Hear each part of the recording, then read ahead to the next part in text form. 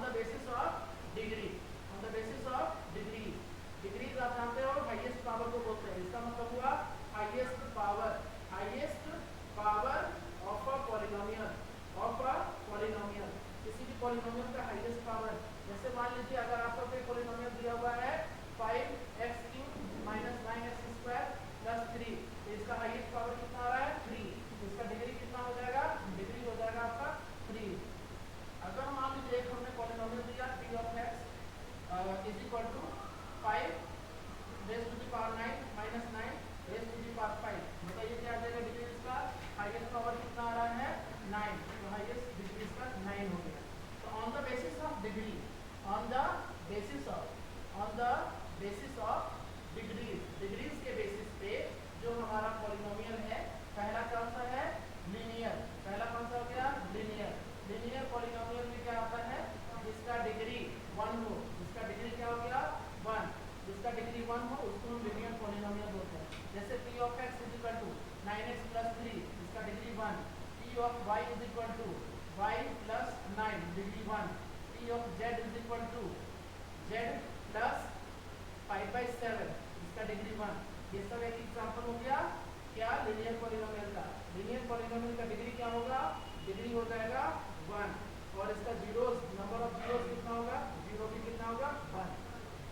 दूसरा आया quadratic, quadratic polynomial क्या हो गया, क्वाड्रेटिक पॉलिनोमियल।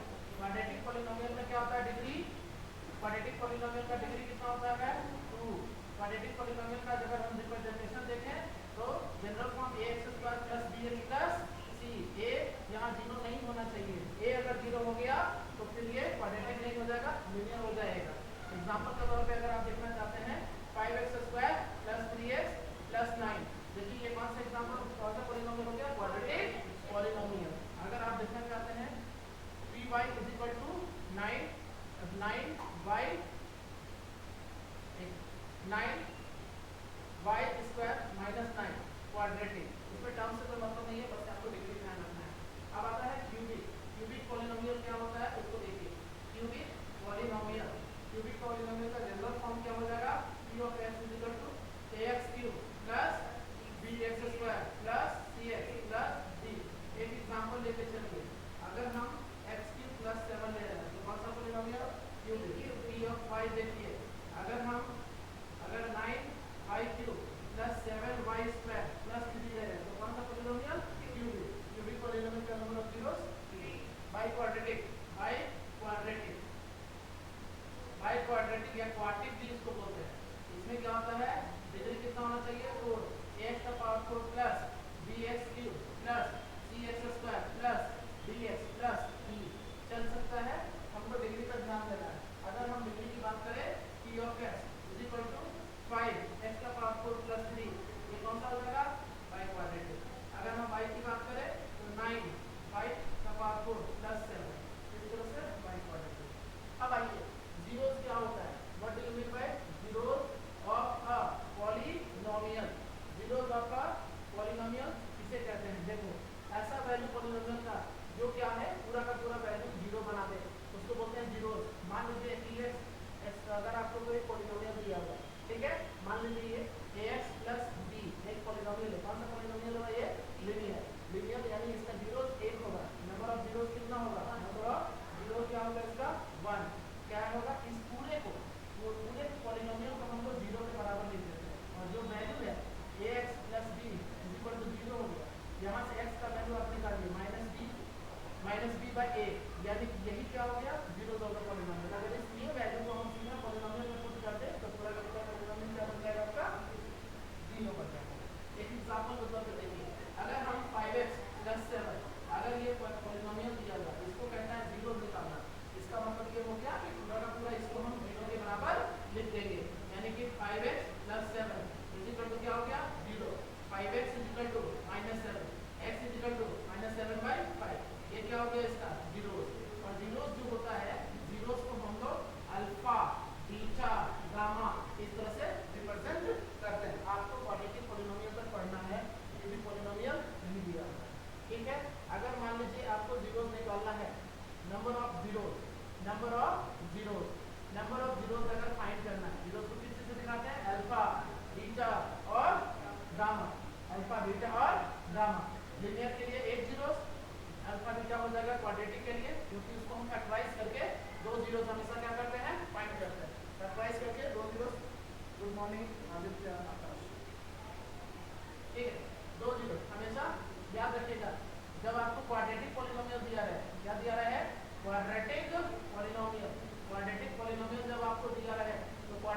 पॉलिनोमियल में क्या हम लोग करते हैं वो समझिए। क्वाड्रेटिक पॉलिनोमियल में हम लोग फैक्टराइज करके क्या करते हैं, फैक्टराइज करके क्या निकालते हैं, जीरोस। और इसमें दो जीरोस निकलता है, एक अल्फा और एक बीटा, अल्फा और एक beta. Middle term splitting method mostly हम लोग क्या करते हैं इसमें, middle term splitting method, middle term splitting method हम यूज करते हैं। ठीक है, आगे बढ़िए। रिलेशनशिप बिटवीन, देखिए रिलेशनशिप बिटवीन, देखिए ध्यान दीजिए, relationship between zeros and coefficient, relationship between zeros and coefficient of a, relationship between zeros and coefficient of a quadratic polynomial, relationship between zeros and coefficient of a quadratic polynomial। आप सब कुछ जानते हैं कि quadratic polynomial क्या होता है, general form of quadratic polynomial क्या होता है, quadratic polynomial का जनरल फॉर्म आप लोग सबको जानते हैं, वो क्या होता है, ax square plus bx plus c is equal to 0। ये quadratic इक्वेशन हुआ। और quadratic polynomial जो होता है p of x यही होता है ax square plus bx plus c। अब आप बताइए क्वाड्रेटिक पॉलिनोमियल का जीरोस कितना होना चाहिए, 2 होना चाहिए। कितना जीरोस होना चाहिए, 2 जीरोस होगा। क्वाड्रेटिक पॉलिनोमियल का जीरोस कितना होगा, जीरोस हो जाएगा आपका 2, एक को अल्फा और एक को बीटा। और जितना जीरो उतना फैक्टर, जितना जीरो उतना फैक्टर हो गया।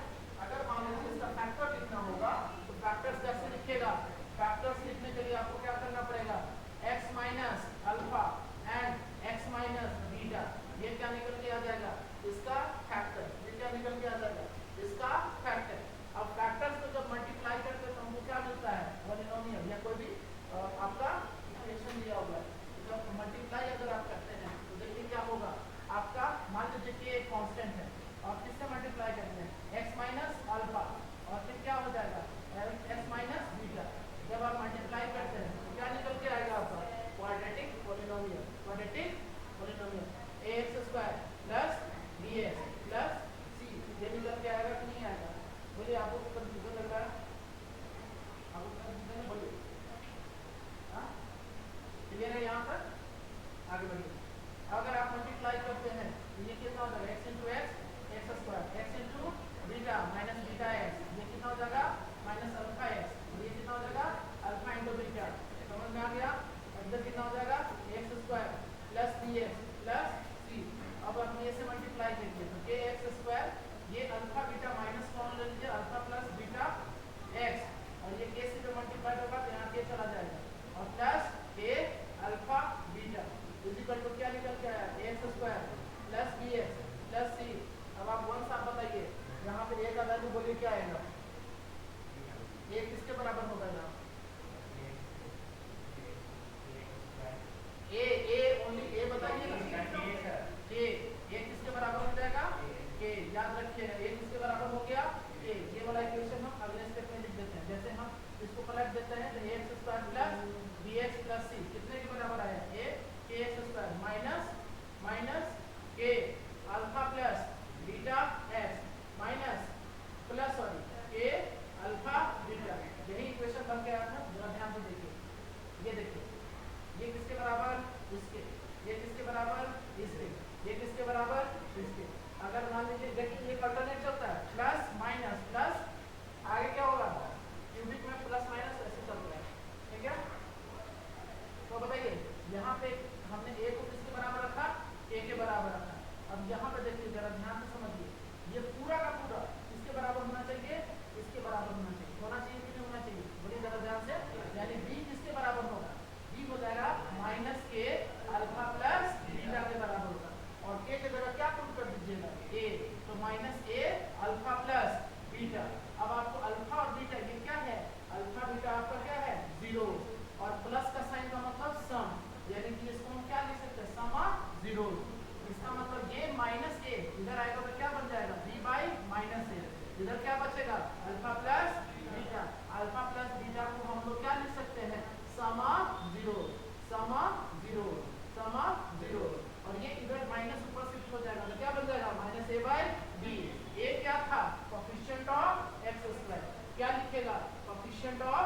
X square. नीचे क्या लिखेगा, बी क्या है, coefficient of x, coefficient of x. तो यानी कि आप समझ जाइए ये है कोफिशिएंट का रिलेशन और ये है जीरो, यानी sum of zero equal to minus B by A. ये बात याद रखिएगा, alpha plus beta minus B by ए।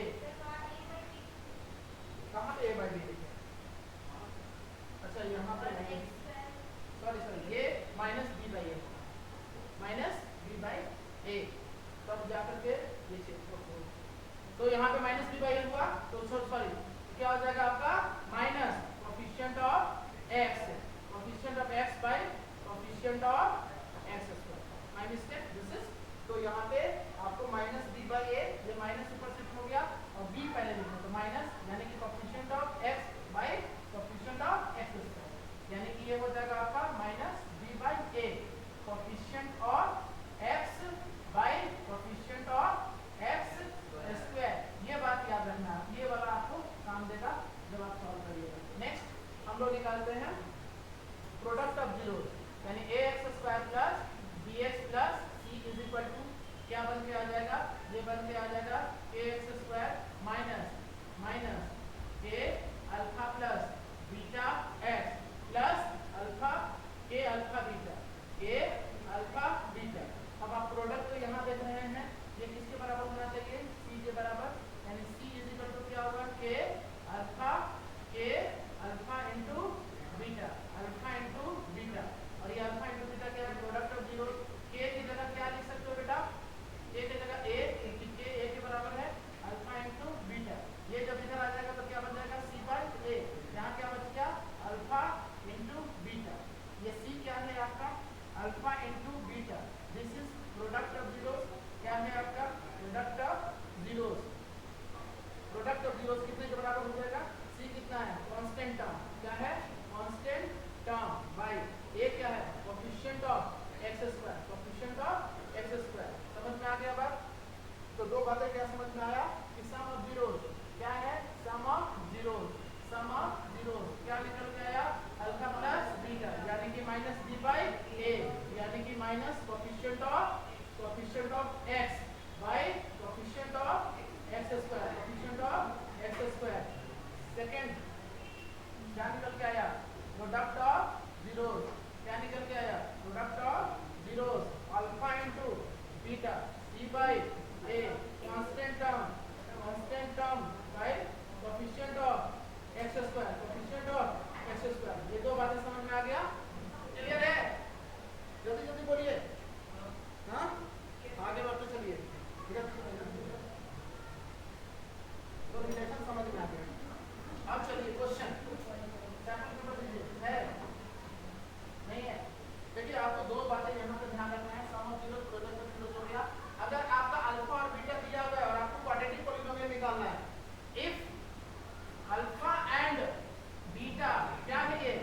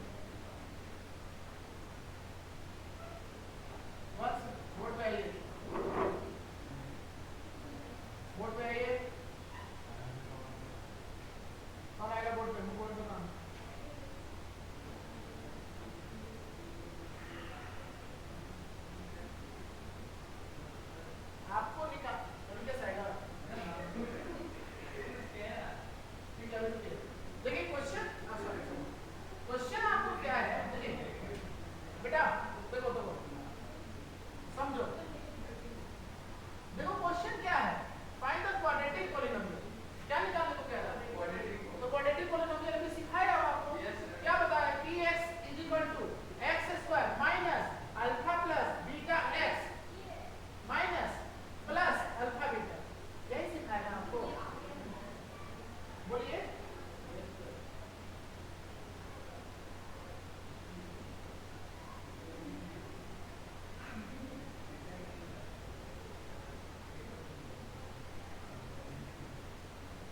तो अब इस क्वेश्चन में दिया है कि सम दिया हुआ है बेटा माइनस वन, उस सम इज माइनस वन, यानी अल्फा प्लस बीटा का वैल्यू माइनस वन दिया हुआ है। आप गलती कहाँ की हम आपको बताते हैं, देखिए आप इसको अल्फा बीटा मान लिए ना, अल्फा बीटा नहीं मानना है ना, माइनस वन और अल्फा इंटू बीटा का वैल्यू है माइनस वन, ठीक है। तो देखिए p of x is equal to x square minus alpha plus beta x plus alpha beta, आइए जरा x square minus alpha plus beta का वैल्यू कितना दिया हुआ है, यहाँ पे क्या पुट होगा minus one x, alpha into beta value क्या दिया हुआ है, तो यहाँ पे क्या होगा माइनस 20। अब जरा देखिए x स्क्वायर माइनस माइनस क्या हो जाएगा प्लस वन यानी x, और ये क्या हो जाएगा माइनस 20, ये आपका पॉलिनोमियल तैयार है। पॉलिनोमियल क्या होगा x square plus x minus 20, ये आया है। अब इसका जीरोस निकालिए, चलिए जीरोस निकालिए,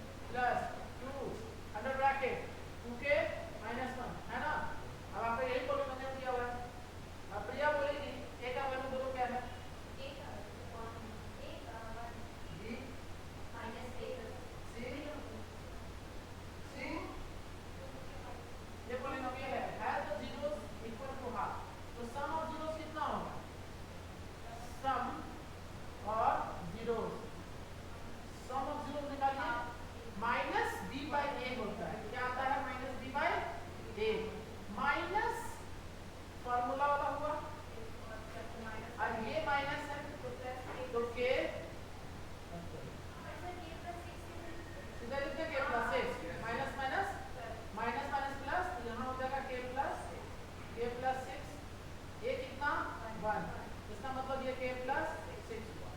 alpha into beta c by a, c कितना मल्टीप्लाई कर लो 4k माइनस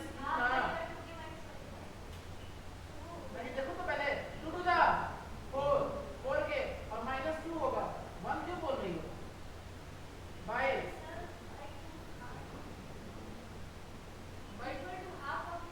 अभी कर रहे हैं ना पहले सम इंटर प्रोडक्ट जो उसके बाद करेंगे ना तो कितना आ जाएगा 4k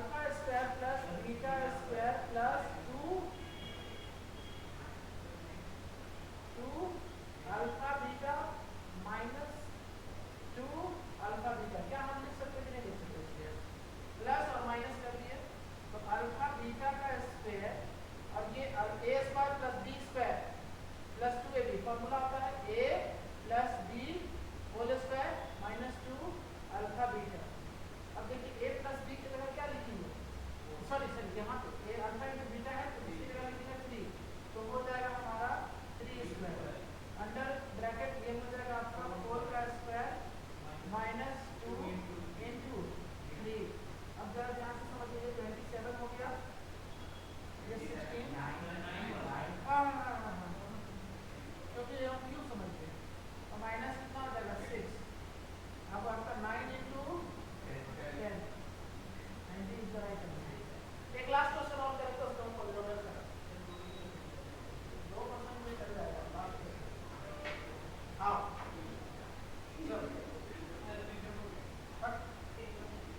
चलो यहाँ पे क्वेश्चन नंबर 4 है ना बेटा। नेक्स्ट क्वेश्चन है the root alpha and beta, alpha and beta, the root alpha and beta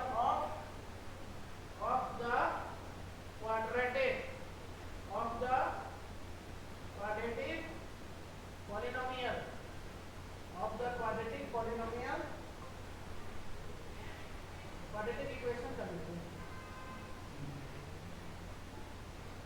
quadratic equation क्या हुआ है, x square minus 5x plus 3 under bracket k minus 1 is equal to 0 are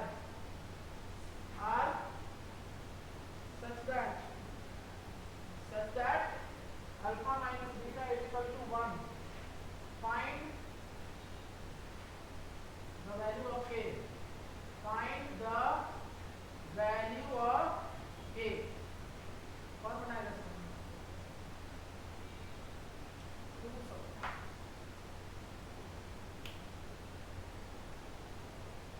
समझेगा प्रिया? चलो board पे आओ। क्यों नहीं आएगा, किससे बन जाएगा?